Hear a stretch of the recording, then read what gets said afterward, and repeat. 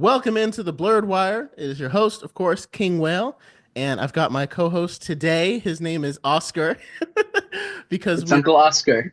Uncle Oscar this time, because we are covering Oh, the Oscars for our snubs and dubs, and we have a very special guest with us today.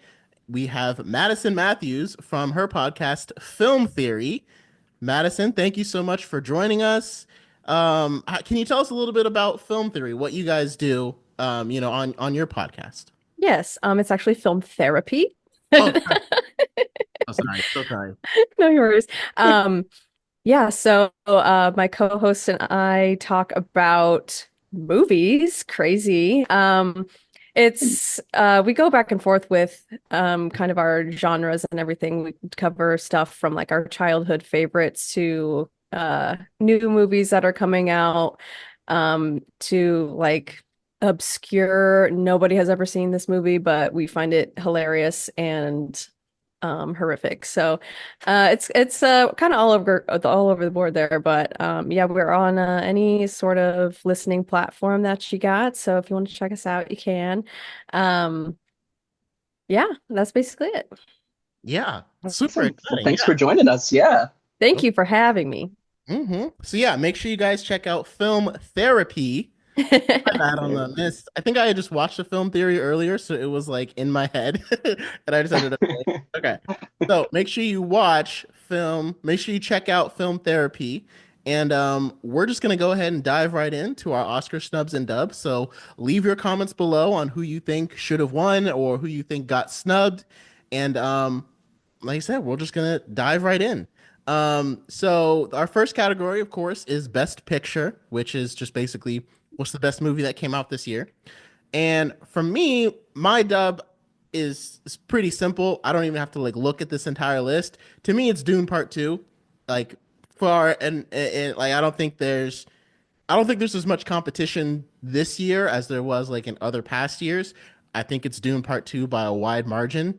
Um, just what Denis Villeneuve was able to do with the cinematography, with the dialogue, with the storyline, with the subliminal messaging about what power does, about flipping the hero's journey completely on its end and giving us something completely different. Um, it's very rare that in 2024, we've had movies coming out for I think at least 100 years. It's very rare to be able to do something new because most of the time movies are always taking from something in the past or borrowing from it. Dune Part 2 felt like something that was new, even though it was from Frank Herbert's novel that was written way back in the 60s.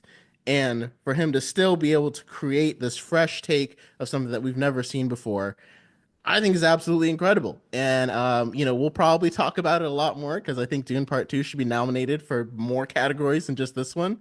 But that is my dub for Best Picture. To me, it's got to be Dune Part 2. I don't really have a snub, so to speak, that I think someone should have won. But I will say that I think Inside Out 2 should have been nominated for Best Picture because that was my second favorite movie of the year. When I saw that in theaters, I almost cried. Like it was that I don't know if it was because I was there with my wife or what it was, but like that movie made me feel things I didn't know I could feel. And the first one was fantastic, and the second one just kept it going. And so I definitely think that it should have been nominated for Best Picture. And I was watching another video by another movie critic, and he was mentioning how like animated movies always have this like they have their own category of like best animated movies, and you rarely see them nominated for Best Picture because it's kind of like, well, these are the grown-up movies, and those are like the little kid movies. hmm And it's like, no, hmm Inside Out 2 was not a little kid movie. Like that felt like I don't have kids, and I went to go see it, and it was amazing. And all of my friends that don't have kids loved it. It is a grown-up movie. Like, I mean, I guess maybe not like a grown-up movie in that sense, but like it's a movie that grown-ups can still enjoy and still get a lot from. So I think it should have at least been nominated, especially with some of the choices that they have up here. But those are my snubs and dubs. The dub is Dune Part 2, and the snub is Inside Out 2. So for me, it's probably gonna be Dune Part Two.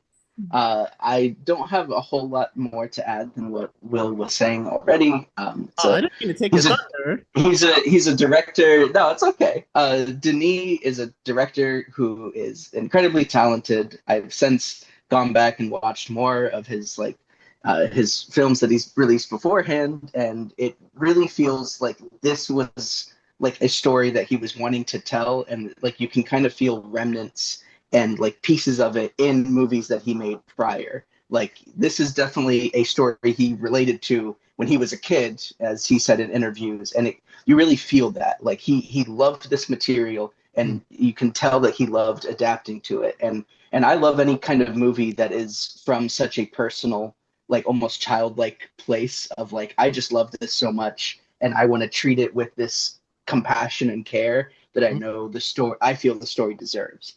And it's so special to watch that at the same time be this huge blockbuster that is also just like even from like a story aside, it's just a visual like feast, and it's a wonder to watch.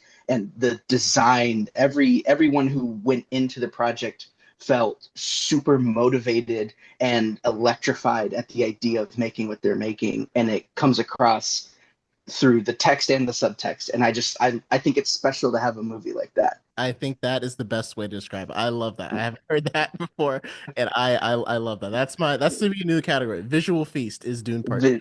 Visual feast. But Yes. I do want to shout out the substance on this list. I am obsessed with that movie, and it takes more categories than I think Will would probably expect it to if it was in competition with Dune, because it was something special. Demi Moore absolutely killed it. Margaret Qualley absolutely killed it. That movie was intense and insane. Um, I guess my snub would be a movie that probably had no chance of ever making it here, just from like the kind of movie that it is. But it was such a sweet, well, maybe not sweet. It was such a great tale that I just wish more people had seen. Would be I Saw the TV Glow. That movie. Oh yes, that is a. I assume you agree. Yes, that was gonna um, be mine. I I loved We're All Going to World's Fair. That directors, I think their was it their first film? I don't I think remember. so. It was so good because it captured like early internet. Like it captured what it was like to be on the internet at like a young age. And it felt like I Saw the TV Glow was it's such a slow movie. Like not a lot happens. Will, I don't think it's not your taste. It's just it feels like impossible to describe, but Uh, you watch it and it feels like oh my god, I like that meme of what is it, Robert? it's gonna hit you right It's after. gonna hit me Right as soon as I'm done. But where after. he says, "I get it now." That was my experience watching. I Saw the TV Glow. It's a magical movie. I wish it had been bigger and that more people had been able to see it. And so, absolutely, go watch it. Jake and I have talked about how we have kind of moved away from the Oscars and awards ceremonies in general, just because, well, it's interesting. And when we went to film school, we kind of had our own mini Oscar celebration at the end of every semester, and we would all like submit our films, and a panel of people would judge them and see like which ones were good to play at our ceremony that we would have at the movie theater. We would rent out the movie theater and then we'd play our student films on the big screen. And then we would have awards after that, which is super cool. And but like through that, you could also get the vibe of like, oh, we're playing favorites here and there, and there's a reason why this one got chosen over this one, even though that this one most likely deserved it more, things like that. And it just really like shine like, okay, that's basically what the Oscars does too. Favoritism. Um, Yeah. yeah, and it's so weird, like the ones they're choosing. So yeah, like everyone's talking about Emilia Perez and um how it's nominated for what is it, 12 things Yeah, this 12 or year. 13. Yeah. like it's a story about a trans person, so that's amazing. And I think that's where people are stuck. I think it's like, oh, there's this cool topic that we need to shine light upon, and here's this movie. It's the only movie like it, and so we deserve to win of all this stuff. So I don't know. I don't know what we will see with that movie. I haven't seen it. Have you guys seen it? I didn't want to like, because like I don't believe in casting judgment on a movie until like you've actually seen it yourself. Like if someone says a movie Yeah. is terrible, you can't really agree until you've actually seen it. So Yeah. I tried, and I couldn't really get past the first 10 minutes. I don't know if I just wasn't as interested. I couldn't get interested to the story enough to get past that. And the only thing I can like, I don't really know, like judge isn't the right word, but the only thing I can go by is like I've yet to see like a positive review for it. And every Yeah. time I like look up what people are saying about it, it's a movie about a trans person in a Mexican community who was a Mexican drug lord. And so, like, obviously the LGBTQ communities and the Mexican communities would be highly represented by the movie. However, everything that I've read says that most of the Mexican community and the LGBTQ community do not like this movie. Mm, I don't know how true that is because, obviously there's a lot of people in those communities. Uh, but that's just the only thing I've seen about it. And so, like, mm, I wanted to watch it to like form my own opinion. Uh, hmm but I couldn't get myself interested enough in it to watch past the 15 minutes that I made it. So I think it'll be interesting if it wins anything. I don't know if that will be a bad thing or a good thing, but it will be Yeah, a lot of controversy. that's for sure. Absolutely. And then I watched some videos of people talking about the nominations too, and they really loved Nickel Boys. Did you guys see that one? I haven't got a chance to see that one yet, but I Me was either. interested in seeing it because it did look like I Yeah. I I actors. only heard about it like when I went to go see something like a few weeks ago. Like I only just learned about it myself, Mhm. and it was Yeah. after I think it had ended. Yeah, same. I had not heard of it. But let's see. So the only one, no, no, no. I have seen Dune Part 2 and Conclave. I really loved Yeah. Conclave. It was slow, but like the pacing didn't feel slow. It was just kind of like I was intrigued the entire time. And I don't know if that's because I grew up Catholic, am Catholic, and I had like no idea how some of these things worked within the Catholic Church. And it was kind of like political, which is not something I'm generally interested in, but for some reason, it drew me in. So I did enjoy that movie a lot, and Dune, of course, is amazing. Mhm. Um, really love that. And I think like it sucks because it came out what last March Yeah, or something. it was like beginning of the year, And I think first like quarter. lots of people try to release their movies at the end of the year so that it's more fresh in people's mind for like the award ceremonies. But I just think it deserves a lot more nominations than what it has gotten. I was Um, literally just telling Ty, I'm like, movies that get released in the back half of the year are more nominated in the Oscars. And I feel like Dune only has the nominations that it does because it was so great. It was able to get some of these nominations. But I'm like, Mhm. if you swap Dune with like when Emilia Perez came out or something else like that, it would have cleaned up because it would have mhm. been like people have, I don't know, tunnel vision isn't really the right word, but just recency bias.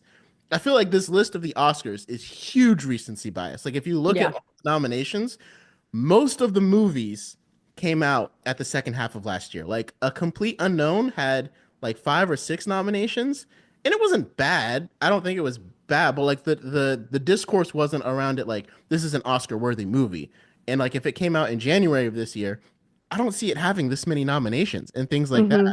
And so like I said, we were Yeah. just talking about that, how it was like I think, and it plays a huge role, and it's like should it? But it's just kind of the way it goes, I It guess. is, yeah. It's like, oh, I forgot about that one. I thought that was in 2023. Oh, I guess whatever.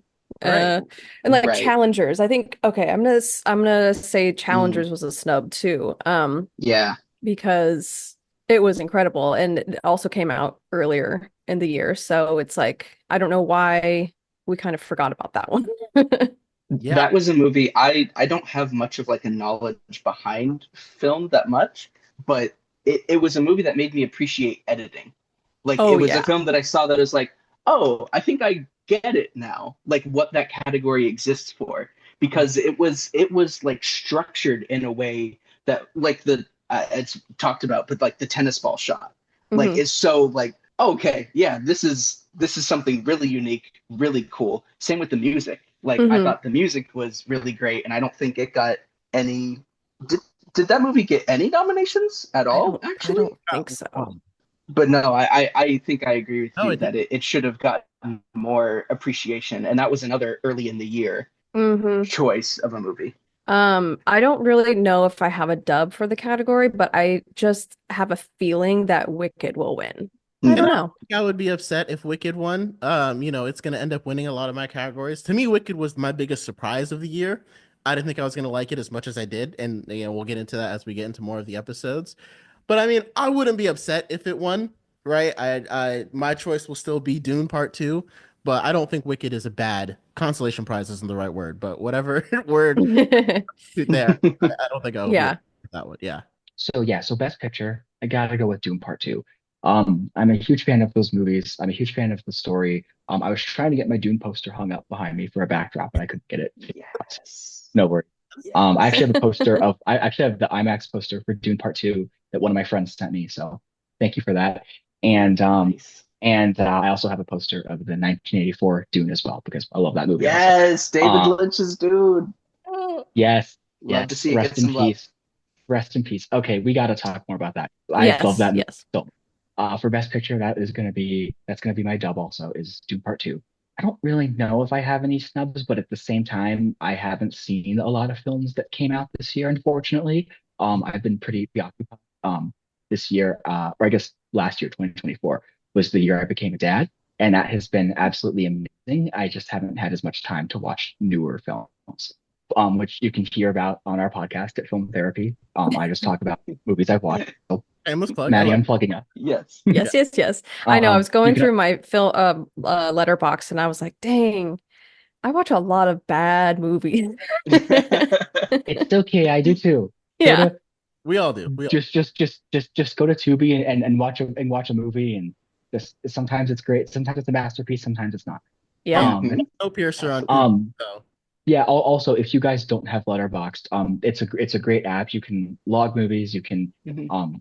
I'm sure you guys have heard of it, but if you haven't, it's really great. So Eddie actually Mhm. showed it to me, so I gotta get my profile and everything set up. Frankly, it's yeah, like the only yeah. way I can keep track of how many movies I've watched, and like, because I'll so many times I'll be like, that seems interesting. I'm like, I've watched it 4 times. It must not have been. It was so interesting that I completely forgot it. You're I'm right. I Yeah. thought I watched it. So in our next category, we have performance by an actor in a leading role. And to me, I have to start with my snub because I don't like it, we just talked about it. If Dune Part 2 came out in September, I don't think there's any way Timothy Chalamet does not get nominated for Dune Part 2 because that performance, the Yeah. speech that he Yeah. gave when he became the Lisan Al Gaib, it gave me chills. There were shivers running down my spine in the theater, and I had never experienced that in a movie theater ever before. It was, and I still watch that movie, and sometimes I'll just skip to that scene just to see it. And the way that he transformed his character over the course, because like the beginning of the movie, he's a completely different character by the time he gets to the end. And that's part of the writing and the storyline, but also Timothy Chalamet's performance. So, I mean, to me, my snub is Dune Part 2, and I would only give it like I can only say like he's the dub for a complete unknown because of what he did in Dune Part 2. Because I just think he was the best this year. And I'm like, I feel like I want him to win, but it's not for his performance in a complete unknown. It's for his performance in Dune Part 2. So, because like, I didn't see Conclave, so I don't know if Ralph Fiennes like how good that performance is. And I tried to watch The Apprentice. Again, I'm the kind of person that like, I like studying films, but I also tend to be like Ty said, I kind of need a lot going on in my films a lot of times. Mm, Uh, and The Apprentice is not one of those movies. Like mm. it doesn't have to be action. Like it can be like a political thriller kind of thing. But The Apprentice is definitely not that. So I'm like, I didn't get to see enough of that movie to really be like Sebastian Stan should get this, and also it's Mm. really hard to see Bucky become Donald Trump. I think that I just couldn't get past that while I was watching it, and maybe that's why I didn't really stay up as much. But for me, like my snub and dub is Timothy Chalamet, and probably shouldn't give it to him for his performance in a different movie than what he's nominated for. But Dune Part Two, to me, the performance was too good to just let it go. So I got to give it to Timothy Chalamet as my snub, and I guess kind of my dub for this category. So I haven't seen any of the movies in this nomination list, despite wanting to see more than half of them. Uh, but I agree that I'm disappointed that Timothy gets nominated for A Complete Unknown. Of the clips that I have seen of him and like his SNL performance as Bob Dylan, I don't really like him as Bob Dylan. I'm not the biggest Bob Dylan fan to begin with, but I Yeah. don't know. It doesn't appeal to me, and so certainly, uh, the idea of him winning that does not spark joy for me. Yeah, I feel like you I a big Bob Dylan fan to really like A Complete Unknown. I honestly don't know any of his songs, which is probably going to be very controversial. honestly, actor in a leading role is just a category that didn't Blow it me away. didn't engage me as much as supporting roles or actresses this year. Like, this was the most boring of the four individual persons choices. This is the one I cared the least about, Yep. which I think is the testament to, number one, supporting roles. I think supporting actors and actresses this year absolutely stole the show in a lot of their respective movies. Um, and so I guess I'm gonna agree Timothy for Dune Part Two, Yeah. but just as a default kind of choice. hmm To me, that was the only show-stopping performance. But again, obviously the Oscars didn't quite see it that way. So Madison, what you got? Yeah, I also agree. Like this one doesn't really hit hard for me because, well, I mean, I could have done a better job in seeing the movies, but I think I'm definitely interested in watching The Brutalist and The Apprentice. What is Sing Sing? I hadn't heard of it The until movie this by list. Coleman Domingo's in it. I think he's like in prison for something he didn't do, if I'm Oh, not okay. some kind of. I read a little bit about it. Obviously, you can't really pick a best actor by reading about a movie, but just to see what it was Yeah. about, I think it's Oh, I about. do like that actor though, Coleman Domingo. I do like him too. Yeah, yeah, Mhm. he's very good. Adrian Brody's great. Rafe Fiennes, I'm gonna have to go with him just because I did love Conclave.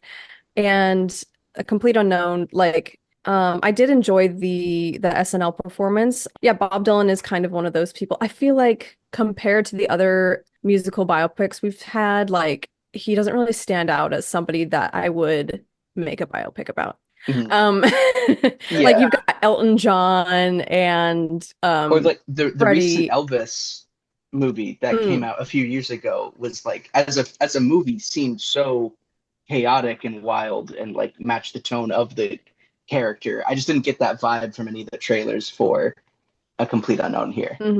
It kind of felt like maybe more along the vibe of the movie Yesterday that's like about the Beatles songs, but like Mhm. I don't know. I mean, yeah, I would completely agree with his performance in Dune Part 2 because holy moly. That's just holy moly. And I mean, Holy moly. for a biopic, it's not just about the music, it's about their life. So Right. like you don't just have to have like great music. Your life kind of has to be interesting enough to warrant a whole biopic. And whether that's because your life is very chaotic or obviously fame does a lot of different things to different people, but it's not just, oh, you have good music so you get a biopic, or you've been really influential to a lot of people so you get a biopic. It's like it has to be about your life and what happened in your life that's supposed to make it interesting. So I can Right. see why Bob Dylan is like, well, he makes good music, but like, what else happened in his life? I don't hmm really know. Mhm. Well, like the Whitney Houston one, that one was interesting to me because her life was more interesting than her music. That's what I came away with that. Because she Mhm. didn't write a lot of her music. She just has like an amazing voice, but like her life is interesting too. So, We also had The Monkey this year from Better Man. That's Yeah, Robbie Williams. very talented monkey. Oh yeah, well, we were talking about that one. We were. We actually, when we were at work, because we both work at Live Nation, I was like, so does everyone know he's a monkey? Does he know he's a monkey? Is And I guess the idea is just like he viewed himself as a monkey, so they just had a monkey do the whole thing, and obviously computer generated, and they don't address it at all. It's just like Really? instead of an actor, we're That's gonna have It's a like monkey. Ted. I love the memes I've seen online, and it's just like a scene out of context, and someone just says, "What's Caesar from Planet of the Apes doing here?" And he's because he's just singing or something. I mean, to me, it's like if you need to cast a monkey as your singer in your musical biopic to make it more interesting, maybe the biopic is not as interesting as you think it is. Like, I hate to be that blunt about it, but I mean, like, if that's what you're doing to get eyes on it, maybe it's just not as interesting as you think. But again, that's just a humble opinion of a film fan. So, uh, I agree. Timmy should have been nominated for Dune Part Two. I have not seen A Complete Unknown. I would like to just because he's in it. He's one of my favorite actors working today. He seems like such a great person. Um, love him. But I would have loved for him to be nominated for Dune Part Two because, like you said, that scene where he becomes the Lisan Al Gaib and he's just speaking to all the Fremen is just so magnetic and cinematic, and his performance is just like just dripping with this like conviction of like he's really stepping into this role of becoming this leader, whether that's a good thing or not. It's I don't really want to give too many spoilers, but just the way that he just makes himself the most important person in that room is just absolutely phenomenal. He literally goes through such a transformation, especially when you have part one and two back to back, which I still need to sit down and double feature. But when you Yeah. start part one and Paul uh, Atreides is this young man that's wise and gifted beyond his years, but he's trying to understand this world that he's in with both of his parents because he's got his father being a duke on one side and having that kind of power that he must step into, and he's got Lady Jessica on the other side being a Bene Gesserit and stepping into the more spiritual powers of the sisterhood, and just kind of trying to navigate both while also trying to navigate being on Arrakis. It's just so I could just do a commentary on those movies. I love them so much. yeah. But him starting trying to figure out his place in the world and just having the events of part one and two that he goes through, and then eventually him stepping into this role that he doesn't necessarily want to do, but he has to do it, and he's trying to step into this path that he knows is going to cause him pain and heartache, but at the same time, it's like the only way that he can see, and he can see like 10,191 different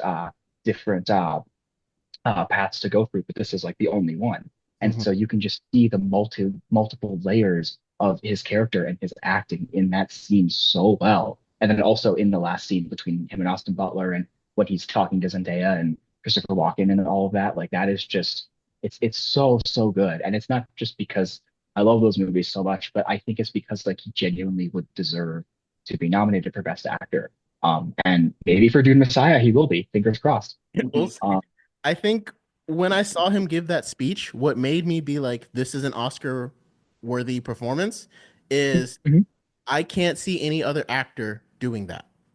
Like, I mhm. watched that scene and I was like, okay, this is like, not only is this role Timothy Chalamet, I would not like some actors you can swap out for different roles and it would be fine. Yes. You probably get the same performance.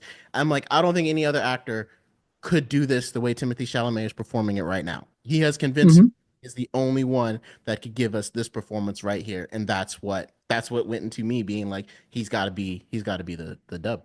And I think like he's just such a perfect actor to have like that just that transformation even just across the second movie but especially across both films because I Mhm. agree with you. I don't think any other actor working today really could do that so well because when you get to that scene you're just such in awe because of just the power that he's commanding but also where he started versus where he's gotten to, and it's just Mhm. such a powerhouse performance. It kind of reminded me almost of Bryan Cranston in Breaking Bad, of how at the very beginning of the series Like he is very understandable and relatable, and everybody's a touch different. But at some point, from there to the end, you will disagree with him, and you will feel a switch to he has become a villain. Like some people have a higher tolerance for that than others, but like at some point he switches from this everyman to this villain. And I feel like the same with Timothy. By the end of the movie, I'm in dread. I'm dreading what's happening. I Hmm. like I'm aching because he has transformed into this person that he feels like it's the only path for him to go, because he can see how things are going to transpire. He can see the domino effect of choices and consequences to see how things play out. And yet at the very beginning he was just a boy trying to survive. And so like at Hmm. some point down this line something switched, and to see him capture both without it being feeling like a hard decision, to feel so gradual, um especially being shot out of order, that still always blows my mind that Mm. actors will do these scenes out of order. And so to just like Yeah. completely transform, I'm 75% this way, 25% this way, to just kind of walk in and do it is Right, just, it's right. mind blowing. And I think I Yeah. agree that he absolutely was perfect in that role. And I remember being so hesitant before even the first one came out of like, I don't even know, because like I I that don't was know. like my favorite book as a kid. I loved Dune so much, and I'm like, I don't even know if Timothy is good enough to be Paul. I don't know if he could do it. And then here I am afterwards. I'm like, it's impossible to be anyone else. He was born to play this role. What was I talking about? Yeah. And it is full Yeah. circle. It's 'Cause, I can vouch. Ty tried to get me into Dune so many times when we were growing up. So many times. This global phenomenon. So he was right. He was right all along, like all throughout middle school. Because we went to the same middle school and high school. He was always like, "So did you read Dune? Have you read Dune? Have you read Dune? You should read Dune." And I regret to say that I never did. And now it's this global phenomenon. And I'm like, it's the best movie that came out this year. So, Ty, you were right. I know your younger self would probably really relish onto this moment, but Yeah, I great. can stop going to therapy now because like my goal has been fulfilled in life. I feel Stop vindicated. going to Thank therapy, you. but you're going to start going to film therapy. Film therapy. yeah. Yeah. We are on Spotify and Apple Podcasts and YouTube and anywhere you find podcasts. Yes. If I may just real quick, I Huh. would like to change my snub just because I want to keep singing its praises. I'm going to change it to Justice Smith for I Saw the TV Glow. Nice. Oh, He Yes. Justice Smith. was amazing. I He know was that. amazing in that movie, and like people are going to be talking about Dune Part Two for forever. So Yeah. I'd like to use what little platform I have to shout out that movie.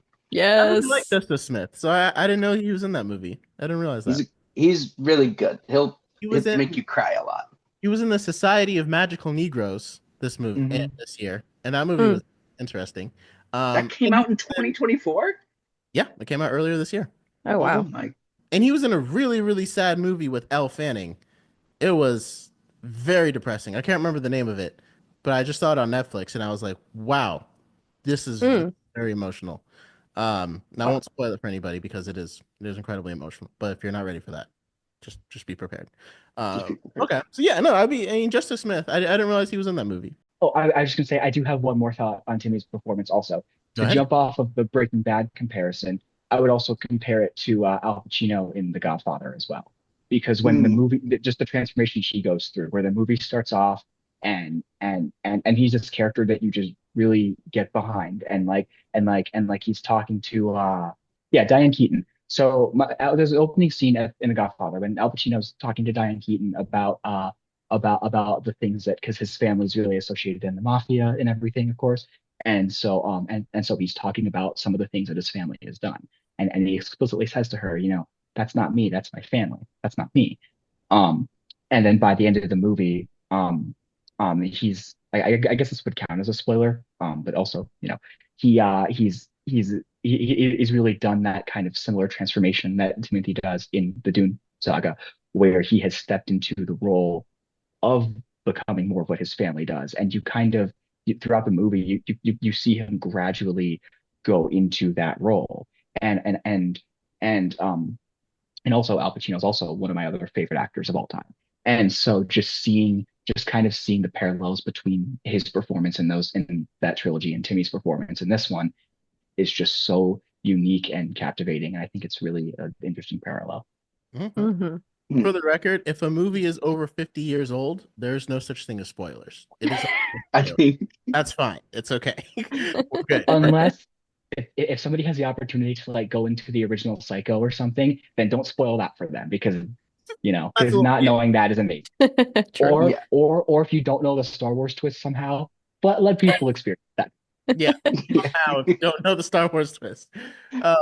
So I want to be one of those people that like there's I don't think I wouldn't post this, but there's all those clips on YouTube of kids watching The Empire Strikes Back for the first time and having reactions to that revelation. I want to do that Yeah. for my as I want to be like, okay, mhm. here we go, we're gonna watch Star Wars, and then just having that. Because for me, I cannot remember if I knew that beforehand or not when I saw them because I was young enough, but I just really want to have that experience. So You are what we would call It's Star Wars father. There's a brother in my congregation who I'm convinced he had a child so that way he could get her into Star Wars. Very just that moment through her eyes. But the problem is she didn't like Star Wars at all. Oh So no. 9 years old, and he just got her into Star Wars because of Skeleton Crew. So it's the only Star Wars project she showed any interest in. And like Oh my gosh. we were out, I can't remember where we were doing, but my wife was like, "So do you like Star Wars?" And she was like, "Yeah, yeah, I like Skeleton Crew." Literally, I thought this man was going to cry. Like I looked at his face, and he he had like tears welling up. He's like, "You like Star Wars?" So yeah, you like Star Wars? Yeah, no, of course you do. Yeah, and right. yeah, I don't know if you can tell I'm a bit of a Star Wars fan. Just maybe a little bit. A little That's bit. fine by us. That's fine by us. So yeah, so performance by an actor in a supporting role. I realized I forgot to name off some of the nominations, so people that are listening like should probably know like what we're comparing it to. So the nominations, I'm gonna mess up this name, but it's Yura Borisov for Anora, Kieran Culkin for A Real Pain, Edward Norton in A Complete Unknown, Guy Pearce, The Brutalist, Jeremy Strong, The Apprentice. Now, as you mentioned, Ty, like the best leading actor was the most boring to you. For me, it was the best supporting role actor. Like I said, none of these really jump out at me. But again, I haven't actually seen these movies. And The Apprentice, I didn't even get to the part where Jeremy Strong showed up. So maybe that's why Oh my gosh. that'll probably make a difference. Um, so I don't really have a dub because I can't really say who deserves to win. I wanted to try to see The Brutalist, but it was 3 hours and a half long. So that made it really like when we were doing our Hey, Grammys. but it does have an intermission. It does have an internet. Okay. Yes. Yeah. The last time I watched something with the intermission was Hamilton. Nice. No, Jake and I always talk about that. We always say everything needs an overture and an intermission, which this one does both. And Yes. so we definitely have to watch that. Yes, more movies. Every movie needs an intermission and an overture. They are they're so great at setting the tone and the mood for a movie and just getting to sit in silence and just ponder what you're about to see or what you've just seen, even part of a story, and just having the score just like take you away somewhere. Like some like like an example I can think of is the first Star Trek movie from 1979. Jerry Goldsmith's score in that movie is just absolutely phenomenal, and just the overture of that film it gets you just such in like such the vibe for that movie, and it's just sorry, my daughter's awake, she's making noise. So if you can hear that, I'm sorry. But just the way that like just that movie begins, just takes me away to where the movie is going to take you, and it just puts you right in the mood. It's also I'm a little biased because it's one of my favorite pieces of film score, but for all overture movies, like even a movie like RRR, which is one of the greatest things ever made. That movie has like a few minutes of credits at the beginning, and it just sets you up and just hypes you up for the film you're about to see. And also there's that recent trend of two-part movies, like Dune was technically not a two-part movie. It's kind of in a gray area because they filmed them separately, but especially like finale films like the Deathly Hallows or Breaking Dawn or even though they didn't get to do part two, there's a Legion also, which Maddie, you knew I had to make. And But Endgame, but like yes, and Infinity War and Endgame, exactly. Thank you. mhm. Just those movies, yeah, it's why not just make it a single movie that's 4 or 5 hours long? Like, I know some people wouldn't love that, but I would not mind that.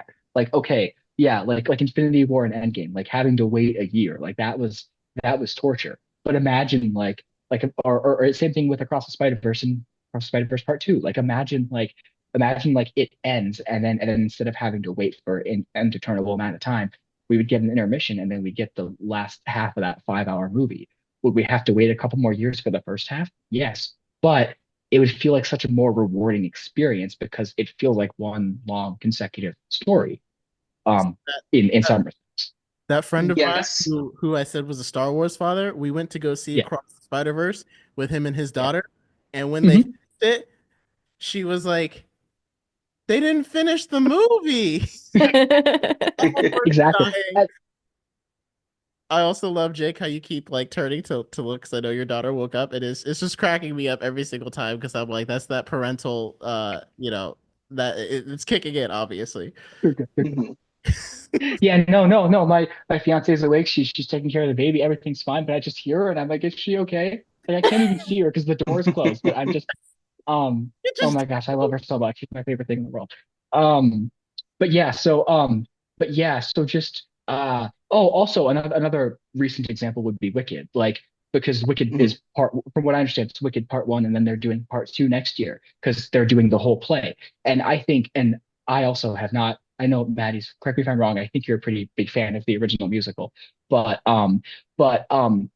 having zero knowledge of that, like I know Wicked Part One is quite long, but but who's to say it might not be a better, not better, but it might be a more complete and more satisfying film experience, like when you have both of them together and you can double feature the two parts together, and it'll feel more of like a cinematic whole. Like having to wait 3 years, plus I have my feelings about all the delays, but having to wait 3 years for Dune Part Two, um, just like just like it feels so much more complete now that we have both parts. Your So that's life just kind of stopped and something. you just that was all you could think about. It was like, Mhm. when is it going to come When out? Dune. How am I going to Yes. feel? It's going to be amazing and I can't wait. And it's just taking so long and you couldn't focus on anything else.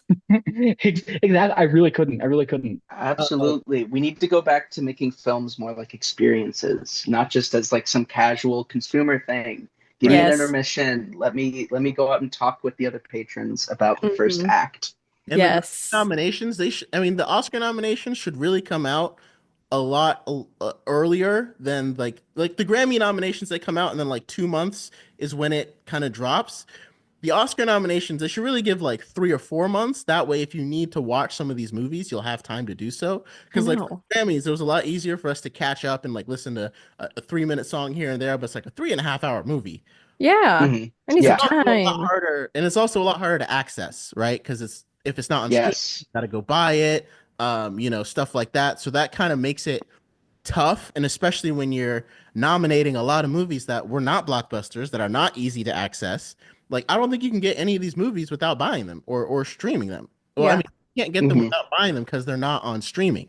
So that act Or like you have to luck out to have like a smaller theater that will support some of these smaller budget films, like to be even able to access. Like I'm very lucky I live within 10 minutes of a small independent theater. Because if I didn't, the next closest one is over an hour and a half away. And it's like, oh my that's gosh, the length of the movie, man. Like I can't just go right? And watch you know that what you like could as do? accessibly. Know what you could do on Yeah. that drive? Listen Hmm. to the whole album. Listen to it. Okay, that's So what I do. right. Right. Yeah. So it's like, and I think, and again, like obviously the people voting for these categories aren't really hamstrung by that kind of stuff, right? But for the fans of the movie, the people who, spend their money to make all this entertainment possible, I think the Oscars could start looking into or making a better way to help get the fans involved and give them, a better chance to, see and make their own opinions. Because again, without us, you don't have this, right? So Right. more accessibility for us to be able to, be a part of the conversation, would be nice. So I don't have a dub for this category. I guess my snub, I hate to go back to the well, but I'm like the best supporting actor that I saw this year was Austin Butler in Dune Part 2. Again, just based upon all the movies that I've seen this year, that's the one that stood out to me. And I think that's also because I remember him from when he was like Jamie Lynn Spears' love interest in Zoe 101. Like I grew up on that.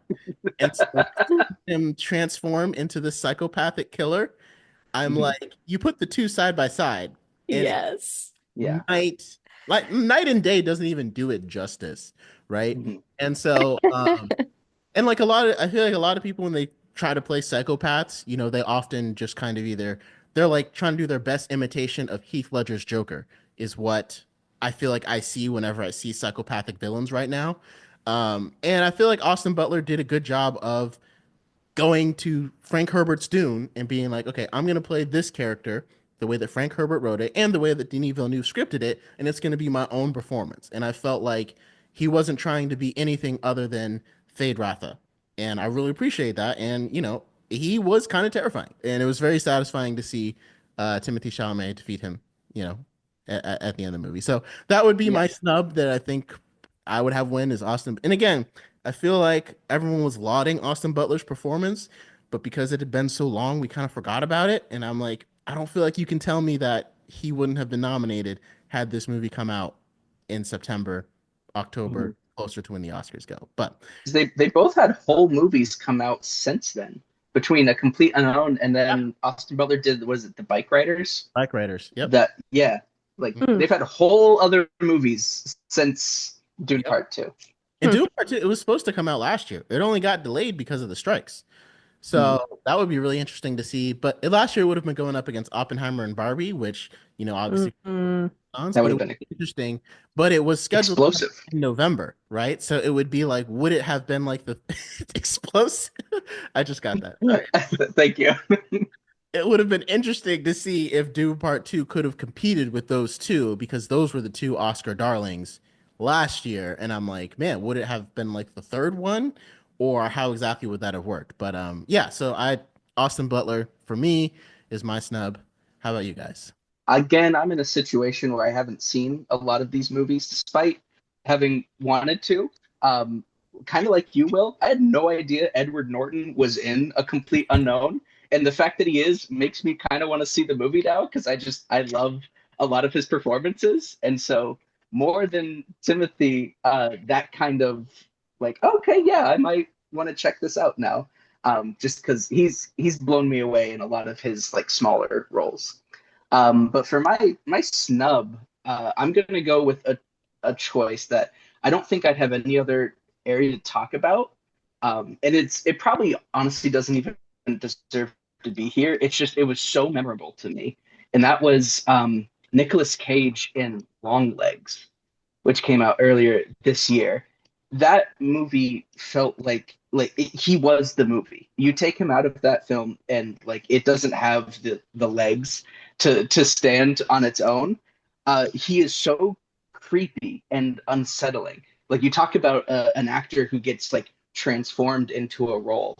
Like I had like his makeup and his costume design, and he got into this killer uh like persona, frankly a little too well. Like it didn't even feel like he was acting at points, and I think that's just a testament that he can be a really great actor when he feels like when he like really feels into a role. Yeah. And I think it just really stood out, and it stuck with me throughout the whole year because that came out towards the beginning or the middle. I think that was like May-ish time, and it stuck with me through to 2025. And so I just think he did a killer job.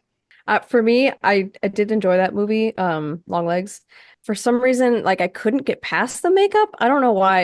It just reminded me Okay. of like John Travolta's character in Hairspray, Yeah, and kind I couldn't of. get Yeah, kind that. of. Accurate. Yeah. Great movie though. But yeah, accurate. Yeah, I've got no opinion on these actors in supporting roles, so I'm gonna go with Bill Skarsgård in Nosferatu. Yes. And It, I think like he made the movie way more than Nicholas Hoult. That was a performance that stood out to me this year. I yeah, will say, I oh, didn't even realize it was Bill Skarsgård. Like I knew I it know. was going in, but I had to like do a triple take. I'm like, how did they make him this? Like Yeah. it was so incredible what that team was able to do for him. Yes, that makeup was amazing. Hmm. Costuming. That should be nominated. Is that not nominated for? Oh, that really should. I good don't question. think they got any noms. If Oh, it if did. It did get makeup and hairstyling. Okay, good. okay, Oh, okay, nice. and if Timothy Chalamet had been nominated for Dune Part Two as like Best Actor, I think I would have chosen Nicholas Hoult as Best Actor in a leading role. But for Juror Number Two, which is a movie that came Mm, on Max, and a lot of stream movies aren't really getting a lot of love in the Oscars unless they do like super, super well.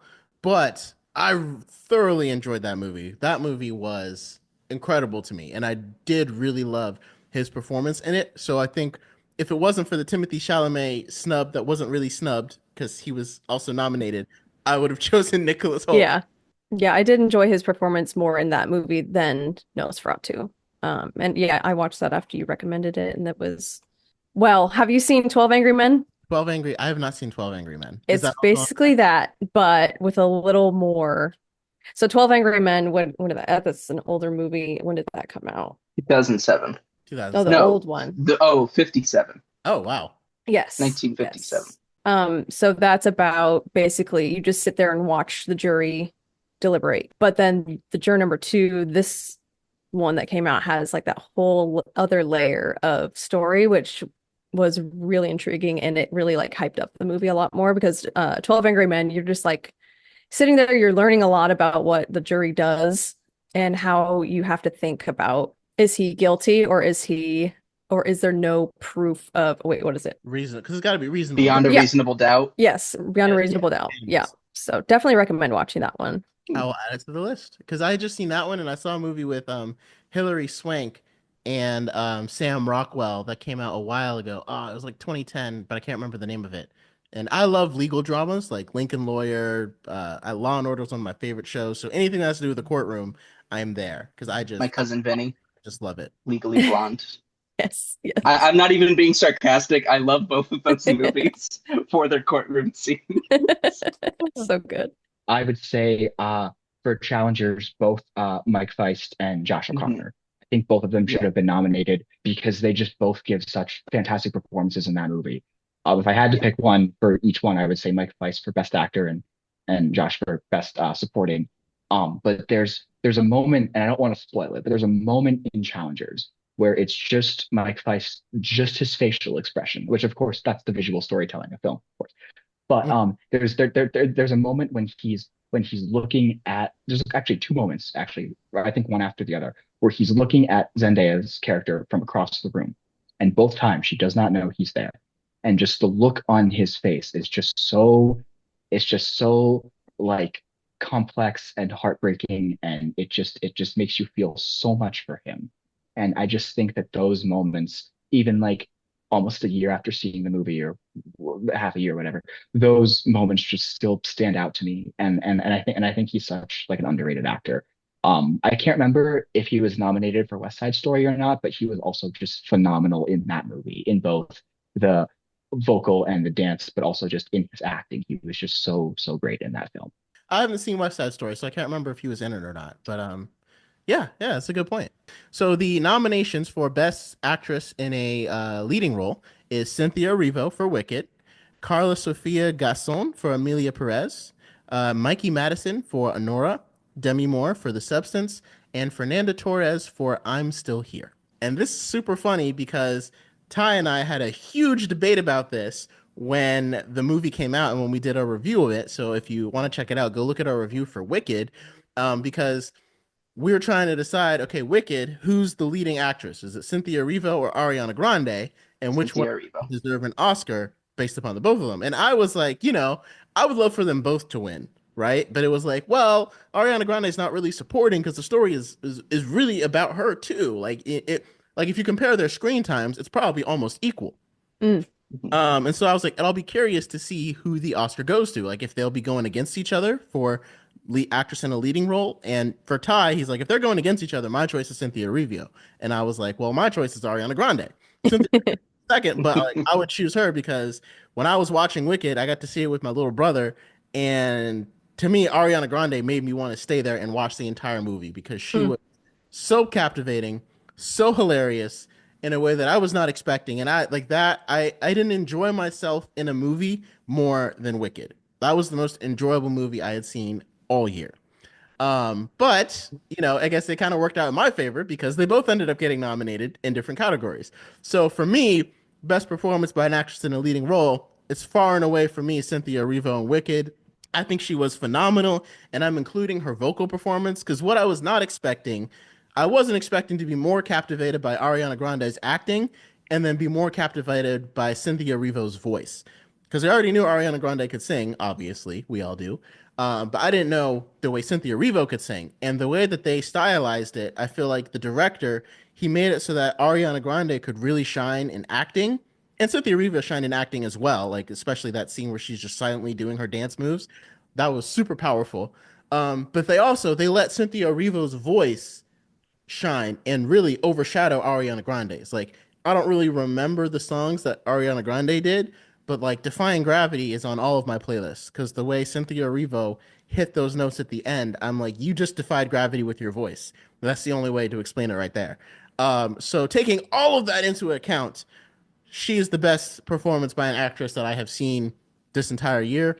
I do not have a snub. I feel like she is deserving of it, and I think I actually kind of think she will win based upon the competition and the way Wicked was kind of the only blockbuster, and also there is a lot more controversy surrounding Carla and Emilia Perez, and like I said, Wicked is just ended up being a bigger movie, so I think by popularity standards, I think she will end up winning. Like if I had to bet money, I would say that she will end up winning. But I also do want her to win because that was my favorite performance that I saw this year by an actress. So it's well and good that we disagreed. It doesn't matter though. This is the category I feel most passionately about, Uh-huh. and it's because the correct answer is Demi Moore in The Substance. I feel that I will take that to my grave. She that that movie was made for her. Like as a woman who has been in the industry for such a long time, for a movie to be about a sub, like there is no more perfect casting than Demi in that role. For a movie that is so much about beauty standards for women and aging, Demi Moore was the correct choice in a world that is moving on past her. The need to feel relevant. I'm not going to spoil the movie. Absolutely go watch it. It was incredible. I loved it. And it was her performance that made it. If any other actress were there, it would not have been quite as special. She had to be there, and she made it like 10 times better because she was. And spoiler for supporting actress, being across from Margaret Qualley, she was also perfect in their roles. And for such a small cast of a film, being mostly the two of them and their butting heads, Conflict, I guess. I don't know if that's the right their word. yeah, their conflict without necessarily always being in the same room at the same time is so intense. There's a certain scene that they're kind of seeing each other at the same time without being in the same room. And it's so perfect. And Denis just, she acts her butt off in it, man. Like it's so good. And it drives the point home so strongly that I cannot choose it. Like it was one of those roles that I see it and it's like you will forever be defined by this role to me. And I think she already got recognition for it in another. She won a Golden Globe, if I'm not mistaken. Yeah, I believe so. Mhm. And one, Yes. I was super surprised. She said that she's been acting obviously for 45 years. She said this was her first time winning any kind of award. Like she hasn't won an Mhm. Oscar or a Golden Globe before. And I was like, really? Demi Moore? Demi Moore from the movie with Tom Hanks and from way back I can't remember the name of it right now, but the one where it's like, I want the truth. You can't handle the truth. Like she did that, Oh. way back then. And I'm like, That actress has never won anything? Yeah, she's incredible. She herself is worth seeing the substance for. Even if the rest of the movie doesn't interest you, she's worth it. Not Tom Hanks, Tom Cruise. That's why it was so confusing. Tom Cruise. A few good men. A Few Good Men. Yes, There we go. thank Yeah. you. Ah, Yes. The Substance is on my, it's like the highest on my list of ones that I have to see. I just know I'm gonna love it. So I really, really hope that she wins the Best Actress award this year. But I do think I'm gonna say Mia Goth was a snub for Maxine. Um, Hmm. oh my gosh. All the three of those movies, Hmm. X, Pearl, Maxine, her performance is just insane. Like the way she emotes all of her feelings and can go from like extreme to nothing. And like in the blink of an eye, it's super amazing, I think. Loved her in that. And then Maxine, well, she plays an actress. And so I think when you see like that, what goes into being an actress and playing an actress, it just kind of brings you back to it zooms out and you're like, oh, well, this is what they really have to do. And I think like it she really shined in that way.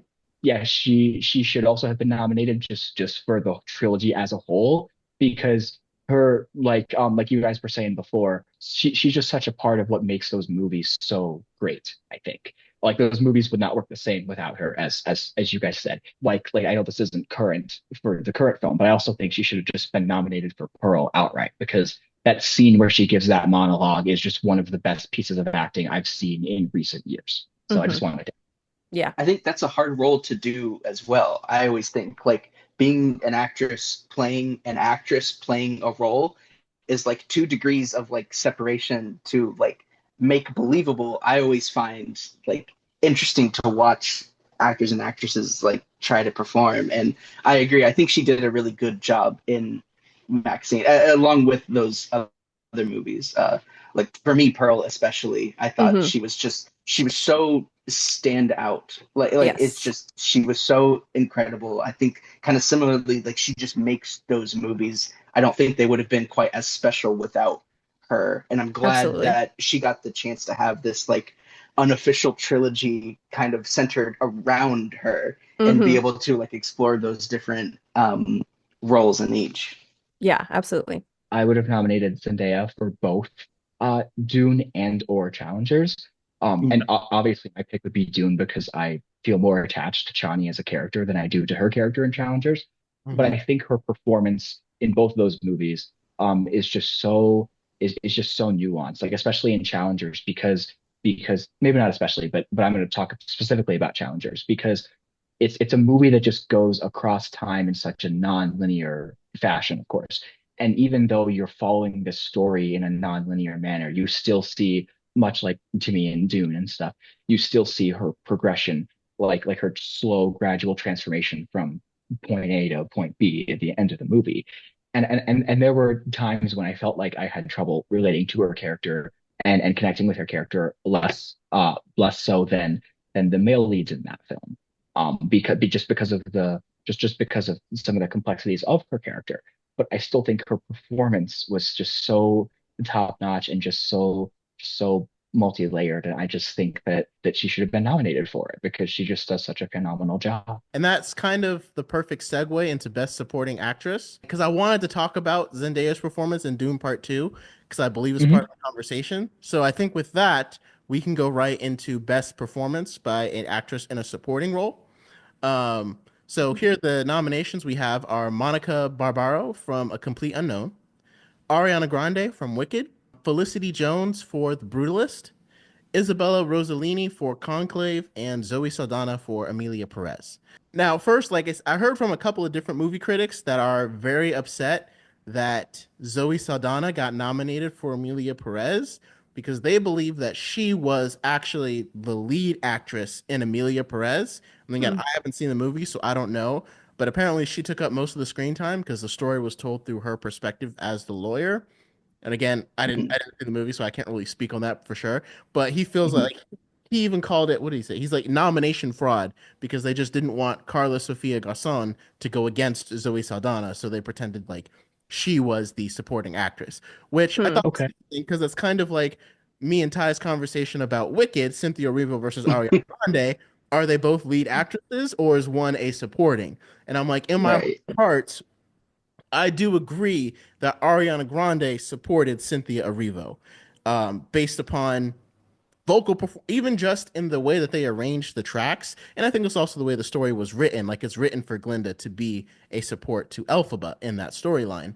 But I do feel like if I was having to choose, I would say Ariana Grande is supporting Cynthia Erivo in that role. And I think Ariana Grande does a phenomenal job.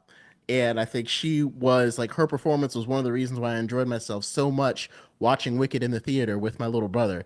So she is definitely my dub for performance by an actress in a supporting role. It's like Mhm. Ariana Grande was like my that was my favorite performance by an actress this entire year, and so I definitely believe she deserves an Oscar. I think based upon the competition, again, I think it's a very good chance that she will end up winning based upon how big Wicked was and how small these other movies are. But I did want to mention also, I think Zendaya she would be my snub.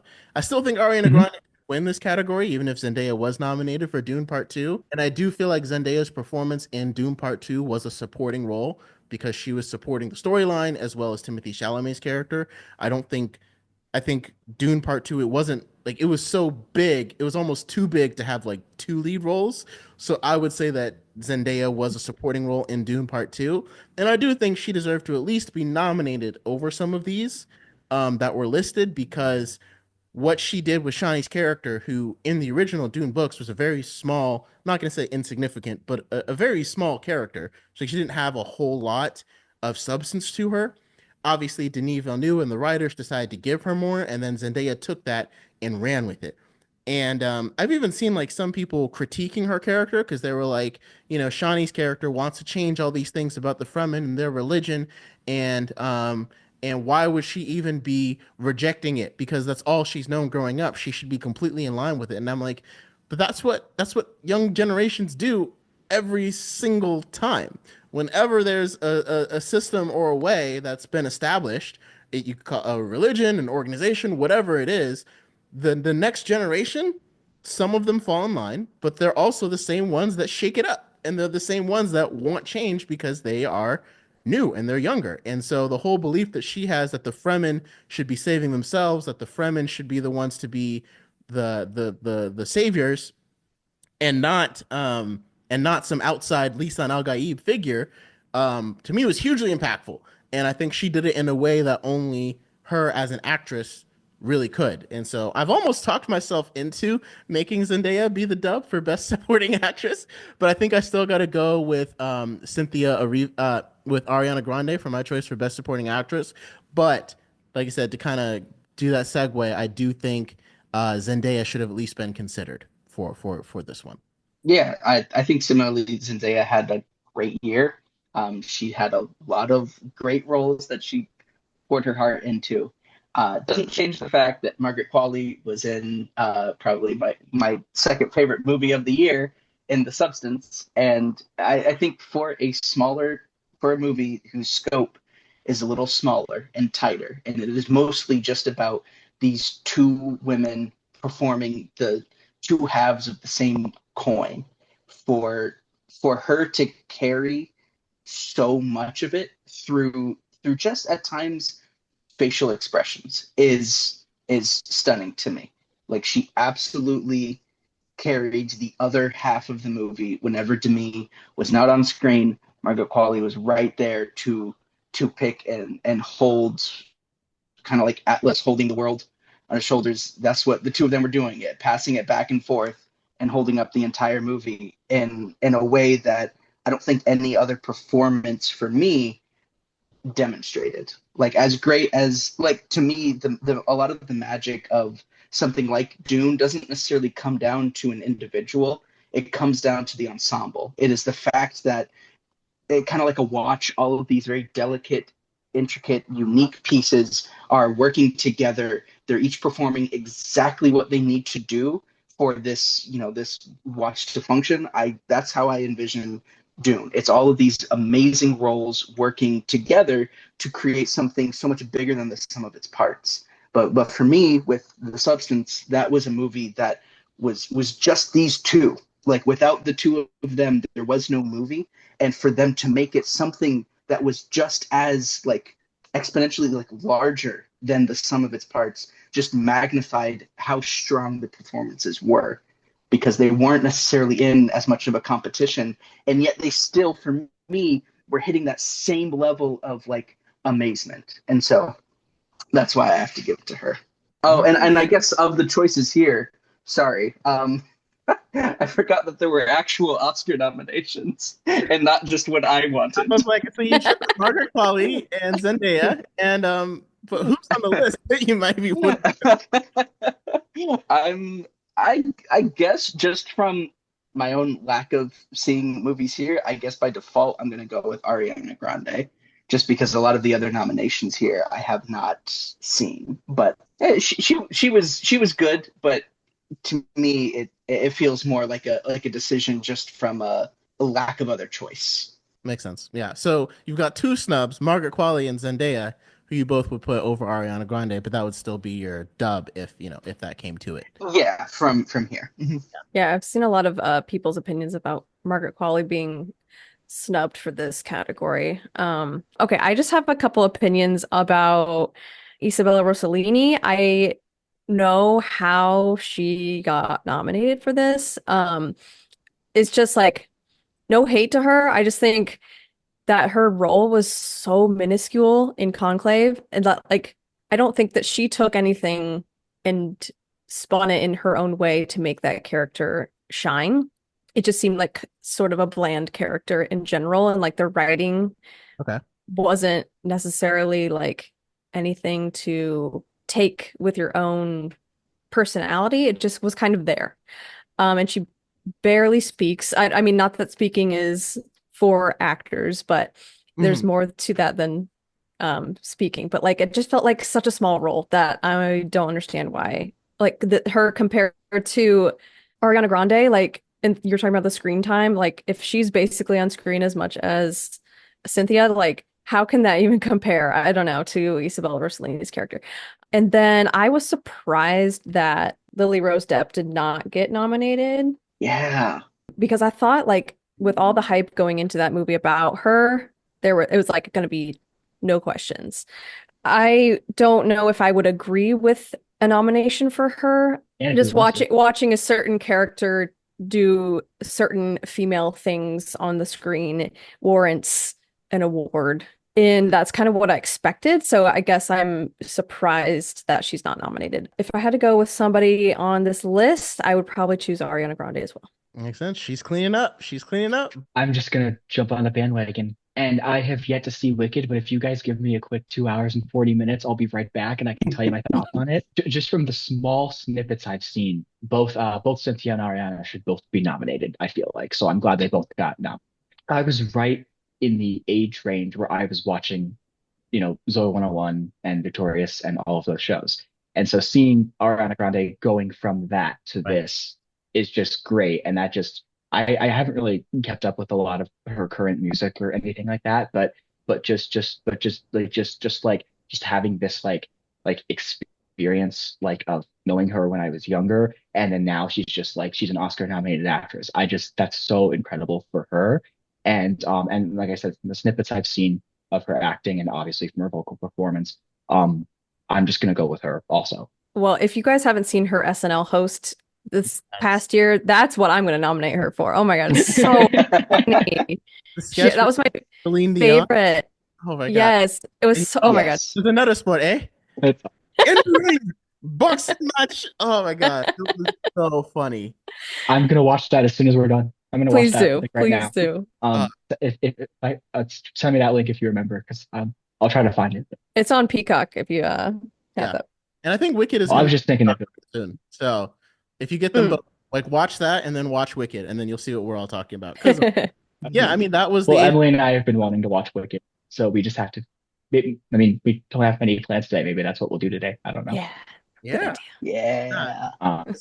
I had I grew up in that exact same timeline, like, Zoe 101, Yeah. Victorious, Drake and Josh, all of Yes. that was Hmm. my childhood. And so to see, kind of these actors that, I grew up watching transform into these roles like Austin Butler for Dune Part 2 and then Yes. Grande. I mean, like her performance in Wicked isn't that different from Cat, like being honest, like put the two But side that's by side, okay. it's That's not like okay. it's not the same range, right? But she's still, but again, the point is people that went to go see Wicked were expecting to come out with an enjoyable experience. And that's what she brought to the movie to me. That's Hmm. exactly what her character was for. And again, I don't think anyone else could have done it the way Ariana Grande did it. So to me, that's why she ends up getting the win. Yeah, yeah, for sure. Also about Austin Butler though, just again, just his sheer transformation is just incredible. I remember when first of all, the casting for the Dune movies so far, I think is absolutely perfect. I think every actor does so well in terms of like just acting, but also like book counterpart. Like I read the book like when part one was going to come out, like sometime in 2021, and obviously I was biased because I had seen the trailer and I knew the actors, but just like the way I pictured every character in that book is just so perfectly cast in those films. And particularly with Austin Butler, because I also really want to see Elvis just because his performance in that looks really great. But I remember when he was cast, there was some thought that like, oh, they're casting him as a Harkonnen. So is he gonna be, like super muscled up and bald and crazy like Dave Bautista and Stellan Skarsgård? And of course he was. And some had thought like man, like he's not gonna be as pretty as he was in Elvis and as he's been in other movies. And it's like, yes, but also just sheer transformation into Fade Ralpha is just so great. I'm gonna retroactively also add him for a snub for best supporting actor because he's so great in that movie because even though he's this ruthless uh character, he still has like just his emotions just still come through in his performance. And obviously in the final scene with him and Timmy is just so like it's perfect. It's the greatest scene of the year, I will say, even though I haven't seen anything else that's nominated. So there's that. Um, but just I just think of like those 20 seconds when they're both saying, may that knife chip and shatter, and Timmy does that, and he also does Duncan's salute while saying Jonas's quote, and that perfectly sums up his arc. And then when Fade hears it, I'm stealing from some TikTok or something I saw, but somebody said this like Fade's reaction, just like that's the coolest thing I've ever heard in my life. I'm gonna say that too.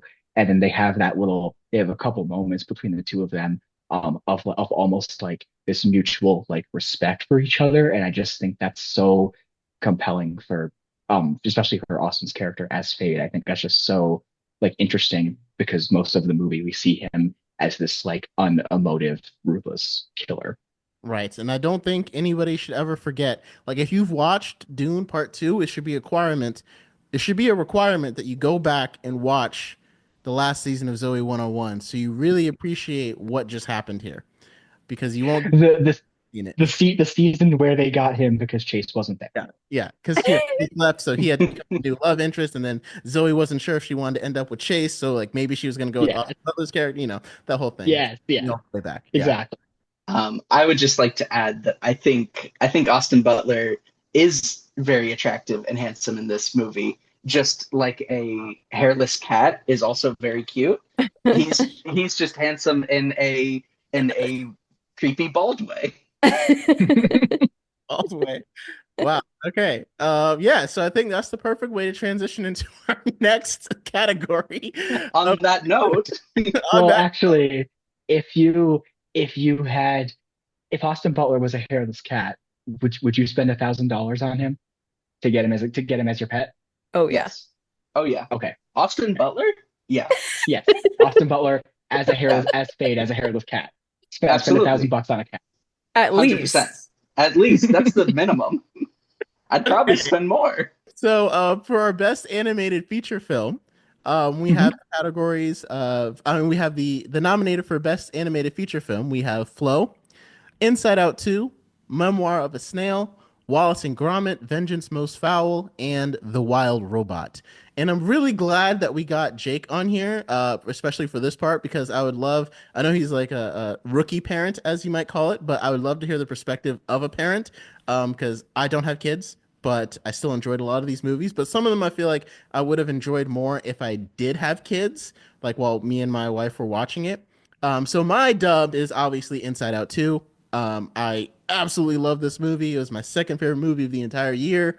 And again, Wicked was my most enjoyable movie, but this one was a close second because I loved the way that they played with Riley's character and her desire to fit in, and the way they displayed anxiety as like it was kind of the villain, but also you understood what was happening. And I'm someone who does not suffer from anxiety at all. I am just not an anxious person. I was not wired that way. And for a lot of me and my friends, when they went to go see it, because I have other friends that like don't feel like they suffer from anxiety, and they're like, "Oh, so that's what that's like." Like whenever my wife tells me that she's anxious, that's what's happening in her head. Like I can't really relate to that, but now I can see it on a screen, and I'm like, "Okay, now I get it. Now I can like understand and put myself in that situation." Because it's not an emotion I really experience very often, but I mean, we all experience it to various levels, right? Like varying degrees, but to see it in action is like I feel like it's visual mediums are sometimes the best teachers. So someone could explain this to you and be like, this is what's happening, this is what I'm thinking, this is what I'm feeling, but seeing it is completely different. So I'm like, not only I'm really glad that this was the movie that made the most money last year. I'm like, out of any movie that's been the highest grossing movie of the year, I think Inside Out 2 was the most deserving of being the highest grossing movie, because I'm like, I feel like everyone should see this movie, because even if you don't have kids, even if you don't have anxiety, you know somebody who has kids, or you know someone who has this or has dealt with this, and it was such an enjoyable like learning experience. Like if I was a teacher, I'd be showing this in my classrooms. Like that's how amazing and how much I loved this movie. And I didn't get a chance to watch any of the other ones. I did see a little bit of The Wild Robot. I watched like half of it. And there's another film critic that I really like listening to, and he absolutely loves The Wild Robot. And and it's like a robot basically that's raising like this goose or a chicken or duck or something. And it was funny. It was cute. But I'm also like, I think he relates to it so much because he is a parent. And there's one scene where she's like, what are you doing? She's like, I don't know how to do it. It's impossible. And it's like I feel like a lot of mothers will probably heavily relate to it. But for me, like my favorite part about Inside Out is all of the dad scenes, because there are so many like husband things that he does that I relate to with him and his wife. Like the way that his guys are in his head, and it's just like, she said something, respond, respond, come on, get her attention. And I'm like, I do that. I do that all the time with my wife. It is one of those. So I think that's like each movie can kind of it kind of depends on who it appeals to as well, and like what you can see yourself in. And I'm like, I didn't think that I was gonna be like, the typical stereotypical husband when I got married. But every time I watch Inside Out, I'm like, oh wow, that's exactly who I am. I cannot. So that's my dub. I don't have any snubs. I didn't really see any animated movie that I think would deserve to be on this list. And I think Inside 2 is like moved into like my top animated movies of all time, somewhere after Into the Spider-Verse and a couple of other ones. So it's that high up for me. So what about you guys? I definitely agree. Inside Out 2 is really great. I think it's the best depiction of a panic attack since Puss in Boots: The Last Wish from a few years ago, which had a great depiction of a realistic panic attack. I know for myself, I've had many in the past, and no movie captures it like those two for me. I felt very like, yeah, like when Will and I were talking about it, I was like, yeah, that's what it feels like sometimes. I thought it was a good depiction. Maybe when I hear animated feature film, I to me that category doesn't just speak to like the content of the film, but also a subgenre of creating film with a certain medium. And for me, Wallace and Gromit, I have to pick for mine just because the art of claymation is so beautiful, and nobody does claymation like Nick Park does. His team has been working on this film for I think for like a decade or something.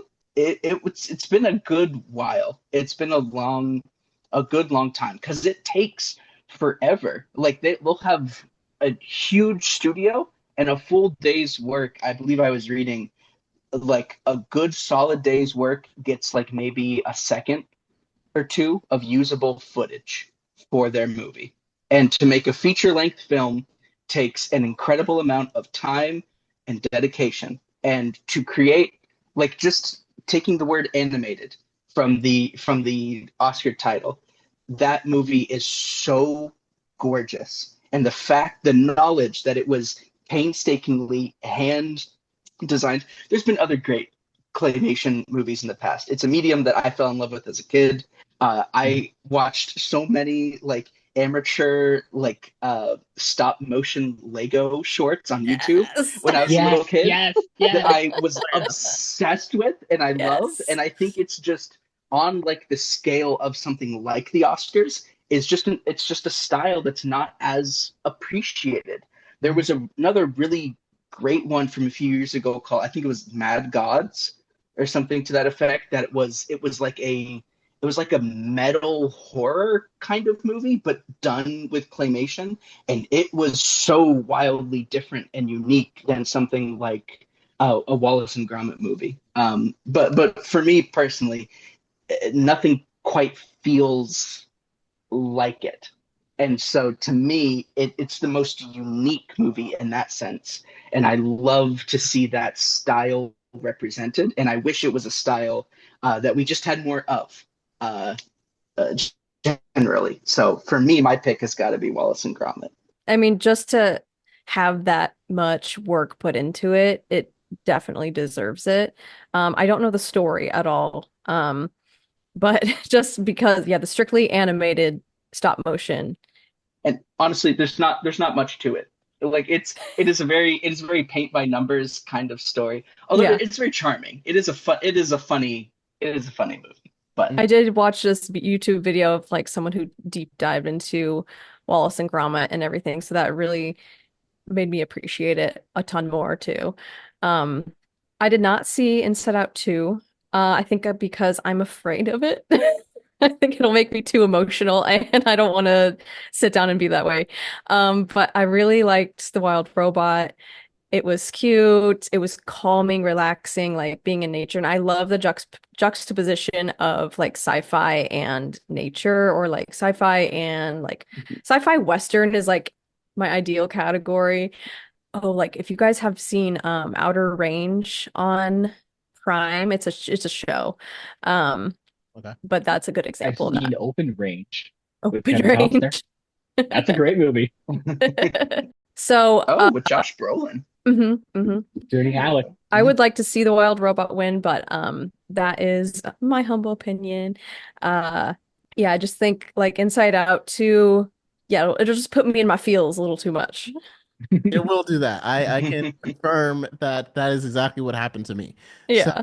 if you're, bring some tissues, maybe grab a try on or something like that. You're just prepared because it will definitely do that. Yeah, but maybe that's something I need. So, I would say it's worth it if you can handle other Pixar movies like Inside Out 1 or Soul or Up, then you will be okay with this one. barely, man. I know, barely. Toy Story 3, Oh, That was heck, all the Toy Stories. all the Gosh, Toy Stories. uh-huh.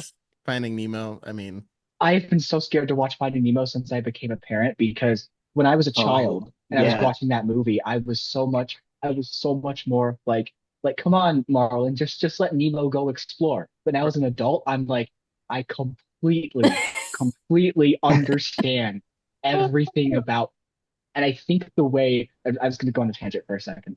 I think the way that the opening scene of that movie, just thinking about it, just makes me cry. But like the opening scene just gives you so much of like you understand exactly why he's so protective of me. I actually think it's such a really underrated opening for Pixar because everybody talks about Up. I love the opening to Up so much. Makes me cry like a baby. But but the opening to Finding Nemo, I think, is so emotionally resonant and not enough. It's not talked about as much in the grand scheme of things because the whole movie is so good. it just gets overshadowed just a little bit. But oh my gosh, just thinking about it now gets me so emotional since I became a parent, and I'm so scared to rewatch it, even though that's one of my favorite Pixar movies. Yeah. Yeah. I haven't quite Yeah. figured out how Inside Out 1 and 2 fits into the whole Pixar theory, like the cinematic universe of Pixar. Hmm. Hmm. But, I'll get to that. But yeah, so that's why I'm glad we have Jake here because you have the perspective of a parent. So what was your snub and dub for animated feature film if you have one for this category?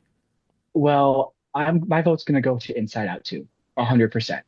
But with the caveat of I really want to see Wild Robot and Wallace and Gromit because I'm a fan of Wallace and Gromit. I like Wrong Trousers is great. Curse of the Were Rabbit's a good movie. I've seen all the shorts, I've seen everything. I love Wallace and Gromit so much. They're so great. But yeah, so okay, so Inside Out too. My daughter is also named Riley, so I have an added feeling of this movie. I also struggle with anxiety, so that's like two big things why this movie resonated with me so much. I don't know when I'll be able to watch it again because it was such a transformative experience. The Inside Out movies are so great because if you just had the framing device of Riley and her parents and everything, they would also be such great short films. Like they would work so well just based on those merits. But the fact that you also have the story of the emotions and in everybody's head, but particularly in Riley's head, and just the amount of just creativity and just the stories that they can tell is just so it's such a unique concept. And I just think it's such a brilliant idea. And then going into the second movie, the fact that as Riley gets older, there's more emotions that come in and the original emotions feel less important or less impactful because her brain is developing and she's struggling with more things and growing up. And I just think that that's such a unique idea. And I think if they want to continue making these, if they make them as good as they are and as they have been, then that would just be such a great idea for a series because you could make one when she's becoming a mom herself. You could make one into old age. You could make one just going to college. You could just do so much with that concept. And I think that what they have done so far is just so unique and so interesting. And yes, one of the best depictions of a panic attack I've ever seen in cinema or in any filmed medium. It's so well done, and like I felt it. Like I was just like I just felt like my no pun intended, but I just felt like my emotions were just kicking in also, and I just felt just like this like kindred like spiritual almost connection to the film like as those scenes were happening and I was just like my gosh like it was just so impactful and also yes I what you were saying before Will I love all the scenes between the parents and the dad just being a dad and a husband and also I don't know if you guys know this but the dad is voiced by Kyle MacLachlan who portrayed Paul Atreides in Lynch's Dune and is in also Dale Cooper in Twin Peaks and he's one of my favorite people. One of my most prideful, selfish things I brag about is that Kyle MacLachlan knows I exist, and that makes me so happy as a human. Oh, I mean, I feel like there's a story behind that. He was doing an Instagram live, and I asked him a question about what's his favorite quote from a character that he's played, and he said from Cooper, "Damn good coffee and hot," and I'm like, that just made me so happy. Like best line you could have picked for sure. yeah. Best line he Such a could good have line. picked, and I think I have this. I have this saved on my phone because of course I do. It's Kyle MacLachlan, but he just saw that I had commented that was like, oh Jake, I got to think about that for a second, and I'm like, Kyle MacLachlan just said my name, and that just makes me Yeah. so. And then he came up with a quote like instantly, and I'm like, that's the most perfect answer I could have ever heard. Yeah. So one, just having those connections to the movie just made it really special for me. But yeah, just also those moments, like you said, of just Kyle's character just being a dad and a husband. It's like yes, I relate to those things and those moments where he's like, oh, I gotta pay attention. I gotta make sure like everything's good here and there. And but then also just having those just tune out moments where it's like, wait, what's going on? So I just loved all that. But then yeah, I just think it's such just the thing I just love about Inside Out so much is just like Like it's such a great concept. Like it's so great that like it just makes you think, man, why didn't I think of that? Why didn't I like write this idea down and make something out of it? Because it feels so simple, but it's so profound at the same time. And I think that's a lot of what Pixar's movies do so well. And just like in terms of obviously concept, but and a lot of things, but just in terms of this movie, I just really felt a lot of, again, no pun intended. I really felt a lot of the emotions, and I really felt that the story just was really great. Just where it just felt like a natural jumping off point of where they would take the human characters and the emotion characters, and then just the more emotional side of things. Just dealing with growing up and having anxiety, and also the little side things of being a parent. I just really related to all of those, so I really connected with it. So that's my vote for best animated film. What I'm gonna do, Jake, I'm gonna either get, I don't know if you already have Disney Plus, but I'm gonna give you my Disney Plus because you need to watch Riley's First Date, which is a short film they made off of Inside Out. They literally took exactly what you said and made a short film called Riley's First Date. And it is the most hilarious, cutest thing. Short film. Like, if it had come out this year, it would be my choice for best animated short film. But it came Heck out a yeah. couple of years ago, or I think it came out with the first Inside Out. So Mm, you definitely got to check that out. And yeah, I think we can all agree on why we picked this movie where it is. And so I'm glad we got the perspective of someone who's a parent, because like I said, I was like, I feel like that plays a huge role into animated movies that people like, too, because it's like, can I take my kids to? Mhm. And obviously, I don't have that. So yeah, I guess that's a good place for us to go ahead and wrap up our first episode of the Oscar Snubs and Dubs. Hopefully, we'll get a chance to finish this out with some of the other nominations before the Oscars come on March 2nd. Because man, they're coming up really soon. yeah, I always think that's like, yeah, we'll bust this out and then we'll put it out and it'll only take this, but we love movies so much, we're gonna end up talking for hours. I know. Yeah. So, especially when you get four cinephiles together, I mean, I could just talk about this stuff all day long, you know? well, it was great having you guys. Thank you so much for joining. And Thanks, Will. go Yeah, check thank you so out. much. Of course, of course. And we will see you next time. And of course, like I said, leave your thoughts below. Who are your Oscar snubs and dubs? We covered Best Picture, Best Supporting Actor, Best Supporting Actress, Best Best Actor, Best Actress, Best Supporting Actor, Best Supporting Actress, and Best Animated Film. So leave your thoughts, and we will see you guys next time on The Blurred Wire.